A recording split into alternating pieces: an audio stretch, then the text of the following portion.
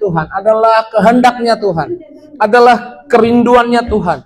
Saudara, setiap hari dalam hidupmu yaitu sukacita, setiap hari dalam hidupmu yaitu berbahagia, setiap hari dalam hidupmu selalu mengalami perasaan yang stabil, emosimu nggak naik turun. Adalah maunya Tuhan, kamu bukan jadi orang yang moody. Ngerti moody? Moodnya naik turun. Tuhan mau kamu punya mood yang stabil. Tuhan mau kamu tetap segar. Tuhan mau kamu lewati setiap situasi, setiap tantangan, selalu bahagia, selalu sukacita. Yang percaya bilang amin. Karenanya untuk jadi orang yang seperti itu, kita perlu mengandalkan Tuhan. Don't lean on people. Jangan mengandalkan atau jangan bergantung pada manusia. Tanpa sadar dalam hidup kita, kita bergantung pada orang lain. Dan jangan terlalu bergantung pada orang lain.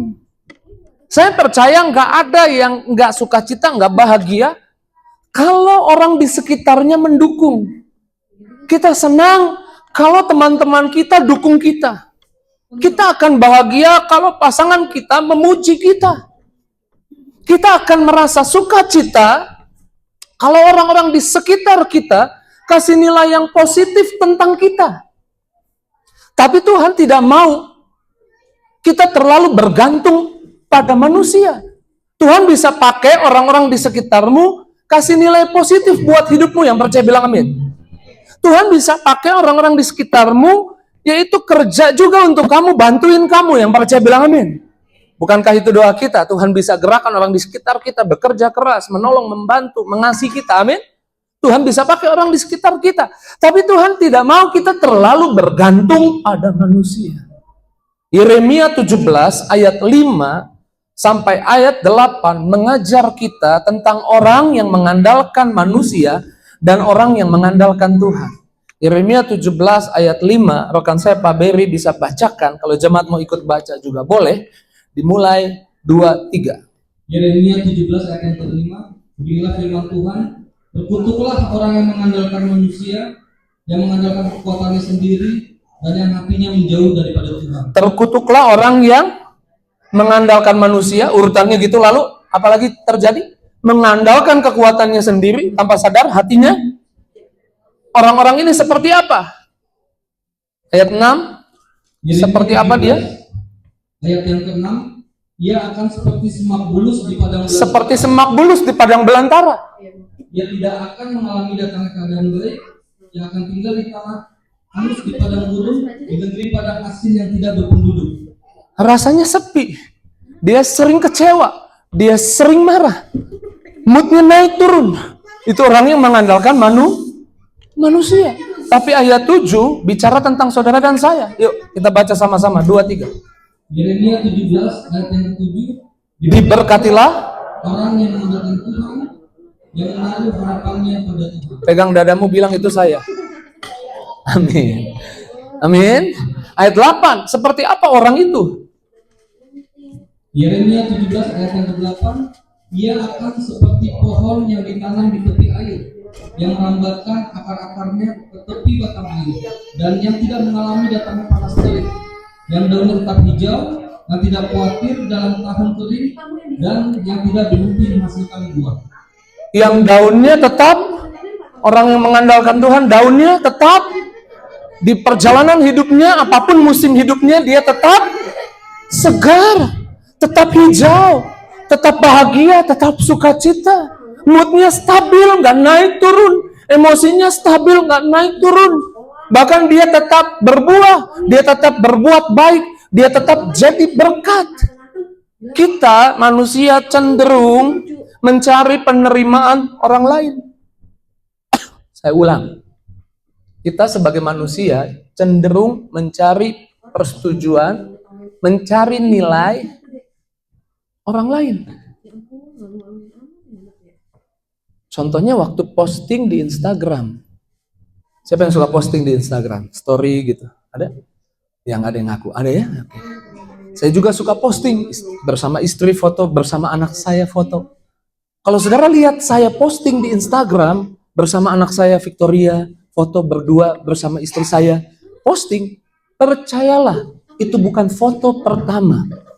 Itu foto yang berkali-kali dan dibanding-bandingkan yang mana yang bagus, bahkan mungkin diedit, karena ingin juga ketika diposting, dilihat baik oleh orang. Ingin juga ketika diposting, cari validasi dari orang. Cari pengakuan orang lain. Kita seringkali terlalu bergantung pada orang lain. Tapi Tuhan, sekali lagi, Tuhan bisa pakai orang lain untuk dukung kita, untuk kasih nilai positif buat kita. Yang percaya bilang amin. Untuk bantu kita, amin. Tapi Tuhan tidak mau kita bergantung pada orang lain terlalu banyak. Karena orang yang di sekitar kita bukan untuk diandalkan, tapi untuk dikasihi. Harusnya udah hafal nih, sering ketemu saya. Orang di sekitar kita bukan untuk diandalkan, tapi untuk dikasihi.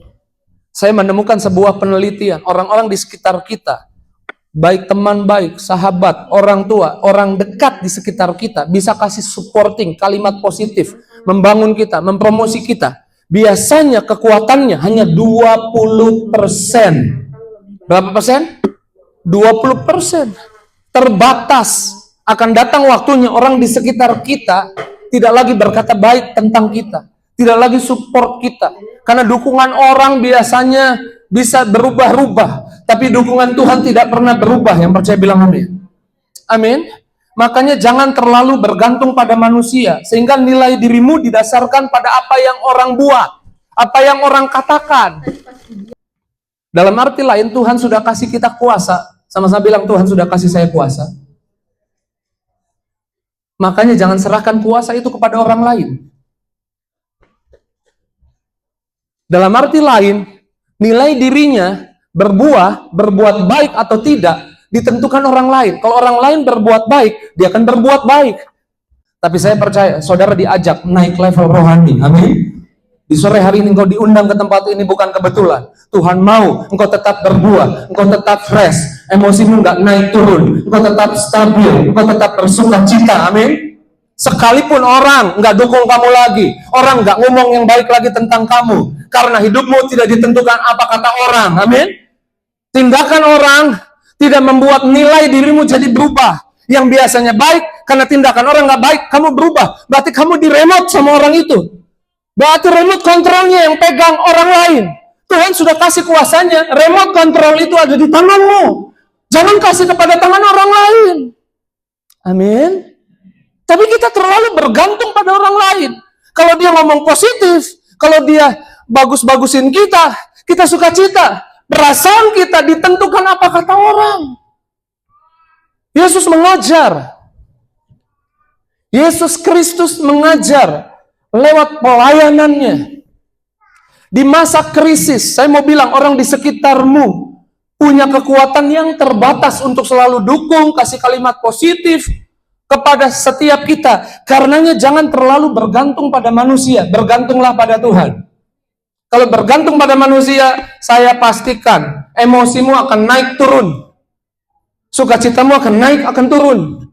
Tapi kalau bergantung sama Tuhan, emosimu selalu stabil. Seperti pohon yang ditanam di tepi aliran air. Amin. Tetap fresh, tetap berbuah.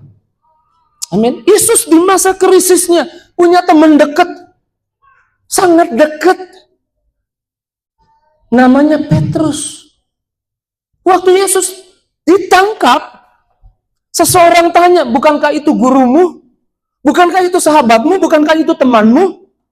Harusnya Petrus ketika Yesus di masa titik di mana dia ditangkap, di masa krisisnya Yesus, harusnya Petrus bisa jadi teman yang baik dan bilang, ya itu guruku, itu temanku, itu sahabatku, dia orang baik, dia nolong orang, orang sakit disembuhkan, dia doakan sembuh, dia banyak berbuat baik. Tapi tahu apa yang Petrus lakukan? Petrus menyangkal, nggak kenal. Orang di dekatmu, sahabatmu, temanmu, kadang-kadang terbatas. Kadang-kadang mungkin cari aman. Keterlaluan. Petrus. Bukan satu kali, tapi dua kali. 2 kali udah keterlaluan. Bukan 2 kali. Berapa kali? 3 kali. Nanti saudara baca di kitab Lukas. Apa yang Yesus lakukan? Mengajar saudara dan saya. Yesus seperti pohon yang ditanam di tepi aliran air. Dia mengandalkan nilai dirinya, bukan apa yang orang bisa buat, orang yang bisa katakan tentang dia. Alkitab bilang ketika Petrus menyangkal 3 kali, Yesus melirik, Yesus memandang Petrus. Pandangannya bukan pandangan yang menghakimi. Pandangannya pandangan yang penuh kasih. Pengkhianatan Petrus, penyangkalan Petrus tidak membuat sikap Yesus jadi berubah. Emosinya jadi marah. Enggak. Karena Yesus tahu dia berkenan di mata Bapaknya. Tindakan orang enggak mengubah nilai dirinya. Amin. Supaya hari ini saya percaya Tuhan akan ajak saudara dan saya hari ini ke depan kita akan berkemenangan. Kita seperti pohon yang ditanam di tepi aliran air yang tetap berbuah. Tindakan orang, perkataan orang tidak merubah sikap kita. Amin. Ya, tepuk tangan yang dahsyat yang luar biasa buat Yesus. Karena nilai diri kita yang sesungguhnya datangnya dari Tuhan, bukan dari orang, bukan dari manusia. Tahukah saudara, Yesus yang tetap berbuah itu di depan mengubah tindakan Petrus. Kadang kita nuntut orang di sekitar kita berubah. Lu jangan jelekin gua terus dong. Kali-kali lu ngomong baik ya tentang gua. Jangan paksa orang memberi apa yang mereka tidak punya. Saya suka bilang sama teman saya, sama tim saya, sama orang dekat saya, kalau mereka ngadu, tahu nggak si A jelekin lo? Saya akan bilang, siapa yang jelekin? Dia jelekin, kamu salah mikir. Dia bukan jelekin. Dia belum bisa berbicara positif tentang aku. Dia belum mampu. Jangan tuntut orang melakukan apa yang tidak mampu dia buat. Tiap orang punya level iman yang beda. Dia jahat loh. Dia niat jahat sama lo. Dia bukan jahat. Dia belum sanggup berbuat baik kepadaku. Amin. Supaya saudara hari ini tidak terlalu bergantung pada manusia. Kalau saudara bergantung sama manusia, saya pastikan hari-harimu nggak enak. Kita bisa jadi orang yang mudi, dengerin omongan orang kecewa, lihat tingkah laku orang. Ini orang dari tadi diajak ngomong, saya sapa, siang Pak, ini bos saya. Cuman, padahal diselidiki, lagi sariawan. Lagi sakit gigi. Emangnya gampang nahan sakit gigi? Gak enak. Tapi kamu bilang, langsung ngomong sama teman dekat. Gue jadi insecure nih kerja di sini. Enak. Dimusuhin sama bos. Iya lu dimusuhin sama bos. Bos lu lagi sakit gigi. Dimusuhin sama bos. Perasaan lu berubah. Perasaan lu ditentukan tindakan orang. Jadi lu gue nih, ya kan? Amin. Sama-sama bilang saya nggak boleh terlalu bergantung pada manusia. Kalau saudara tahu siapa dirimu dalam Tuhan, saya percaya kau nggak akan terganggu dengan pendapat orang, tindakan orang. Mau saya kasih tahu siapa dirimu menurut Alkitab? Mau saya kasih tahu? Mana yang mau dikasih tahu? Yuk kita buka. 1 Yohanes 3. Lewat satu ayat. 1 Yohanes 3. Oke, sebelum sampai di 1 Yohanes 3 yang ini harus dibahas nih. Pada zaman Yesus, oke kita skip dulu ya. Pada zaman Yesus, ahli Taurat, orang Farisi, itu seperti pendeta hari ini. Kamu kan dengerin omongan pendetamu kan? Seperti orang yang sekolah teologi hari ini. Jadi pendapatnya, statementnya, dianggap benar. Setidaknya mendekati 100% atau 90%. Tapi tahukah ahli Taurat orang Farisi selalu bertentangan sama Yesus. Tapi itu tidak mengganggu Yesus, karena Yesus tahu nilai dirinya. Makanya Yohanes 5 ayat 41, 42, The Living Bible bilang, your approval or disapproval means nothing to me. Lu ngomong jahat kek, lu ngomong baik, nggak efek, nilai hidupku tidak berubah hanya karena penilaianmu. Bukan berarti kau mau hidupnya, nggak begitu. Tapi kamu tahu bagaimana Tuhan memandang hidupmu. Terjemahan baru bilang, aku tidak memerlukan hormat dari manusia. Bahasa Indonesia masa kini, aku tidak mencari penghormatan manusia. Sama-sama bilang, saya bergantung sama Tuhan. Hidup saya bukan bergantung pada tindakan orang, pada perkataan orang. Hidup saya bergantung pada apa yang Tuhan katakan tentang saya. Nah, saya kasih tahu apa yang Tuhan katakan tentangmu. Pak Beri siapkan ayatnya. 1 Yohanes 3 ayat 1. 1 Yohanes 3 ayat yang pertama. Lihatlah betapa besarnya kasih yang dikaruniakan Bapa kepada kita, sehingga kita disebut anak-anak Allah, dan memang kita adalah anak-anak Allah. Yuk baca lagi sekali lagi, kata kita ganti saya. 2, 3. Lihatlah betapa besarnya kasih yang dikaruniakan Bapa kepada saya, sehingga saya disebut anak-anak Allah, dan saya memang anak-anak Allah. Pegang dadamu, bilang saya anak Allah. Tengok kanan kirinya, bilang memang anak Allah. Amin. Tuhan memanggilmu anaknya. Dengar, Tuhan memanggilmu anaknya. Saya ulang, Tuhan memanggilmu anaknya. Tuhan memanggilmu istimewa. Tuhan memanggilmu spesial. Amin. Tuhan memanggilmu kepunyaannya. Tuhan memanggilmu, kamu berharga, kamu anaknya. Jadi jangan biarkan perilaku orang, omongan negatif orang mengatur bagaimana kau harus merasa, bagaimana kau harus bertindak. Kamu anak Allah, kamu istimewa, kamu berharga. Amin. Kamu anaknya. Saya bilang kamu anaknya. Ya, tepuk tangan dulu yang berhasil luar biasa buat Yesus. Pujian manusia bisa berubah-ubah. Kemarin lu bilang gua baik, sekarang lu bilang gua jahat. Tapi pujian Tuhan buat hidupmu, panggilan Tuhan buat hidupmu tidak pernah berkurang. Kamu anak Allah. Amin. Sehingga kita ingat dukungan manusia bisa hilang, tetapi dukungan Tuhan tidak pernah berkurang. Sama-sama bilang dukungan yang dari Tuhan tidak pernah berkurang. Amin. Ingat, saudara, di Hakim-Hakim 7, kisah ini nggak asing buat saudara, saya percaya. Di mana Gideon diserang 3 pasukan, orang Midian, orang Amalek, dan orang dari sebelah timur. Ini 3 kelompok orang yang besar.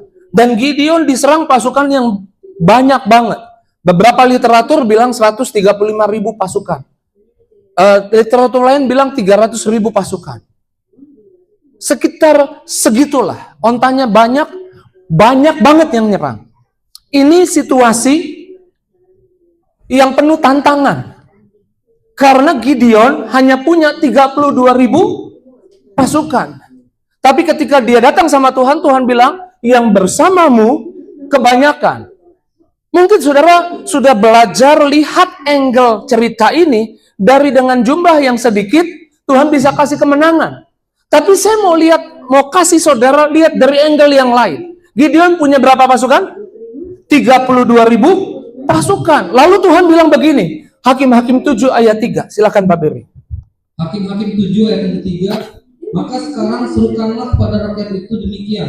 Siapa yang takut dan gentar, biarlah ia pulangnya dari pegunungan Gilead. Lalu pulanglah 22.000 orang dari rakyat itu, dan tinggallah 10.000 orang.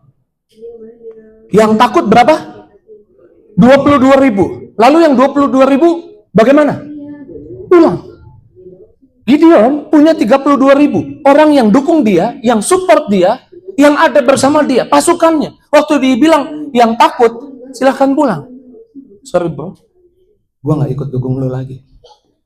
Dan orang-orang itu membalikkan badannya, maaf saya balik badan, membalikkan badannya dan meninggalkan Gideon. Tapi masih ada yang 10.000. Tapi yang 10.000 disuruh minum air. Siapa yang minum air langsung, itu pulang aja. Tapi yang minum pakai tangannya tetap tinggal. Hakim-Hakim 7 ayat 6. Hakim-Hakim 7 ayat yang ke-6. Jumlah orang yang menghirup dengan membawa tangannya ke mulutnya ada 300 orang. Tetapi yang lain dari rakyat itu semuanya berlutut minum air. Ada berapa yang sisa? Yang pergi berapa? 9.700 orang. Waktu tinggal sedikit, lalu nggak ikutan deh. Saudara punya teman dekat? Nggak punya, di rumah terus gitu ya. Nggak pernah berteman, Pak, saya nggak suka berteman, saya suka sendiri. Kan? Pasti punya ya teman dekat ya. Yang suka saudara curhat dan dia doain saudara, dia dukung saudara. Amin. Waktu saudara diserang masalah, diserang tantangan, tiba-tiba orang itu takut tolong saudara. Dan orang-orang itu tinggalin saudara. Saya mau saudara lihat angle ini. Bagaimana jika orang yang selama ini support saudara, ada orang yang support saudara? Nggak ada juga. Ini tinggal di mana sih, di planet lain? Ada punya teman dekat? Mana yang punya teman dekat? Punya circle, nah bahasa sekarang circle. Orang-orang dekat ada? Yang selalu dekat sama saudara, support saudara, belain saudara ada? Tapi waktu saudara punya masalah dia pergi. Dia tinggalkan saudara. Apakah itu mengubah perasaanmu?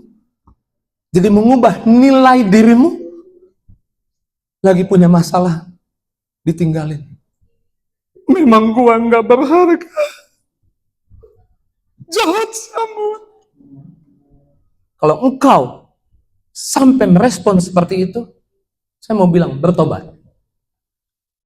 Berarti engkau mengandalkan manusia. Don't lean on people. Jangan bergantung pada manusia. Maka saya kasih pertanyaan, seringkali kita merasa aman karena kita punya sahabat yang selalu support kita. Kita punya istri, punya suami yang selalu ngertiin kita, dukung kita. Tapi bagaimana jika mereka ketika engkau punya masalah, mereka pergi dari hidupmu? Kau harus tahu ini. Baca yang paling bawah. Kata kita ganti saya. 2, 3. Tuhan ingin saya menyadari bahwa meskipun tidak ada orang yang mendukung saya, Dia selalu ada bersama saya. Yang luar biasa buat.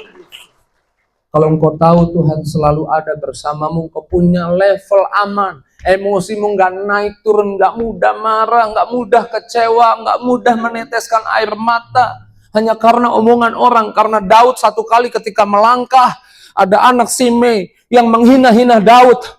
Dan pasukannya, kepala pasukannya nggak sabar untuk bunuh orang itu dan minta izin sama Daud. Tuanku izinkan aku menyeberang dan memenggal kepala anak itu. Nggak, ayatnya nggak bilang kepala anak itu. Karena kepala pasukan ini udah marah.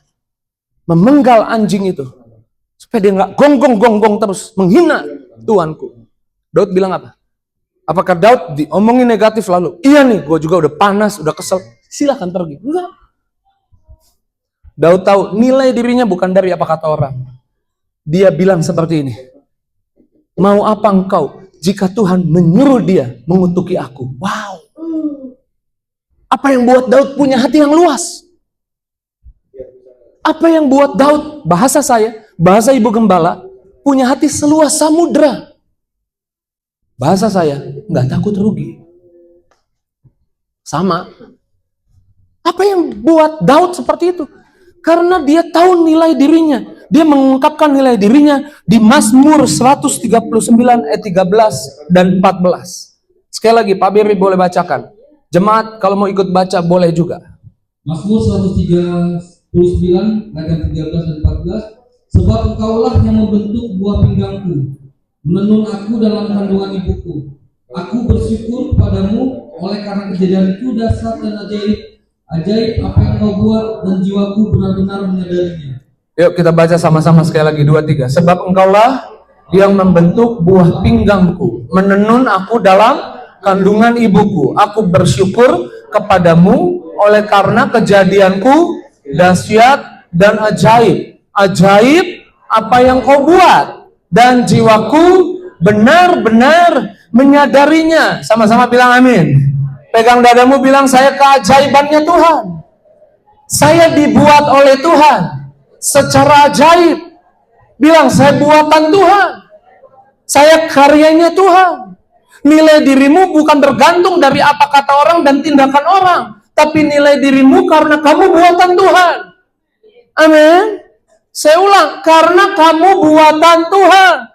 Banyak orang dapat piala Nobel. Orang-orang menghargai karena karyanya hebat. Menurut saudara, orang-orang yang dapat piala Nobel itu, kepintaran, kecerdasannya lebih hebat dari Tuhan? Tidak. Amin. Jadi kalau orang yang begitu cerdas punya karya dan dapat piala Nobel, Tuhan lebih hebat dari orang itu. Dan Tuhan punya karya. Karyanya adalah kamu. Kamu adalah keajaibannya Tuhan. Kamu buatan Tuhan. Sadari itu. Itulah nilai dirimu. Amin. Kalau kamu tahu kamu begitu bernilai, waktu orang tidak menghargaimu, kamu gak akan kecewa. Amin. Nah, Ibu Yanti yes. Ibu Yanti doang yang yes. Mana yang lain coba yes gitu sama ikutin Bu Yanti. Ya tepuk tangan dulu udah Yang bikin orang kecewa karena dia merasa tidak bernilai. Saya mau bilang, tidak ada nilai yang lebih tinggi daripada darah Yesus. Saya ulang, tidak ada nilai yang lebih tinggi dari darah Yesus. Pemusik boleh siap-siap. Mana yang percaya nggak ada nilai yang lebih tinggi dari darah Yesus? Amin. Di kayu salib, Tuhan memberitahu kita betapa berharganya kita bagi Dia. Tidak ada harga yang lebih tinggi daripada darah Yesus. Tahukah mengapa darah Yesus tercurah? Darah Yesus tercurah, catat baik nih. Darah Yesus tercurah bukan supaya saudara berharga. Karena saudara berharga, Dia curahkan darahnya. Jadi saudara harus tahu nilai dirimu. Sama-sama bilang, darah Yesus tercurah bukan supaya saya berharga, tapi karena saya berharga, darahnya dicurahkan buat saya. Kalau saudara ngerti ini, saya percaya di sore hari ini nilai yang tertinggi Tuhan sudah kasih buat hidupmu. Saya percaya kamu puas dengan penilaian Tuhan buat hidupmu. Mana yang puas dengan penilaian Tuhan buat hidupmu? Kalau kamu puas dengan penilaian Tuhan buat hidupmu, kamu gak akan nuntut orang lain untuk menilai kamu baik. Kamu gak akan nuntut tindakan orang untuk berbuat baik kepadamu. Karena kamu tahu, kamu buatan Tuhan. Kamu ajaib, kamu karyanya Tuhan. Bahkan darah Yesus tercurah. Yesus rela mati di atas kayu salib, darahnya tercurah. Supaya kita didapatkannya, karena di matanya kita berharga. Supaya kamu didapatkannya, karena di matanya kamu berharga. Di matanya kamu berharga. Di matanya kamu berharga. Di matanya kamu berharga. Di matanya kamu berharga. Di matanya kamu berharga. Dengar baik, di matanya kamu berharga. Ya, tepuk tangan yang dahsyat, yang luar biasa. Kalau orang gak menghargaimu, gimana? Kamu udah puas dengan penghargaan yang Tuhan kasih. Kamu udah puas dengan tindakan yang Tuhan kasih. Kamu gak akan tuntut orang di sekitarmu untuk menghargaimu. Kalau kamu gak bergantung pada orang lain. Dengar, kalau kamu gak tergantung sama orang lain, tapi bergantung sama Tuhan. Apapun yang bisa terjadi orang buat, orang lakukan buat hidupmu. Kamu tetap berbuah. Amin. Kamu tetap fresh. Kamu gak moody. Emosimu stabil. Don't live on people.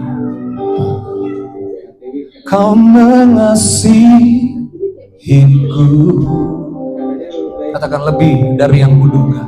Lebih dari yang kuduga. Bahkan bisa aku tiada menyadarinya, tiada menyadarinya. Kau sentuh hatiku dengan kasih yang sempurna, dengan kasih yang sempurna. Kau menyayangiku lebih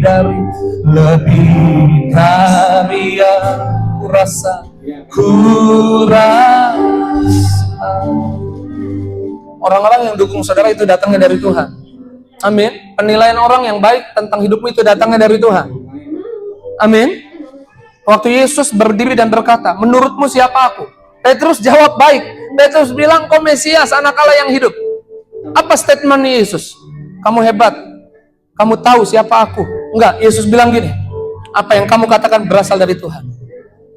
Jadi ketahuilah, orang-orang yang di dekatmu berbuat baik sama kamu bukan dari dirinya semata, tapi dari Tuhan. Mengucap syukurlah. Kalau Tuhan nanti ganti orangnya, orang itu jadi berbuat jahat, ganti orangnya, jangan kecewa sama orangnya. Karena apa yang baik datangnya dari Tuhan, dari Bapa segala terang, diturunkan dari atas. Dan kita percaya semakin kita mengandalkan Tuhan, Tuhan akan pakai semakin banyak orang yang support kita, yang dukung kita, yang bela kita, yang memperkatakan yang baik buat kita. Amin. Tapi semakin kita mengandalkan pujian orang, mengandalkan tindakan baik orang, semakin kita akan kehilangan. Angkat tanganmu sekali lagi sambil bangkit berdiri, katakan, Kau mengasihiku lebih dari yang kuduga, lebih dari yang kuduga.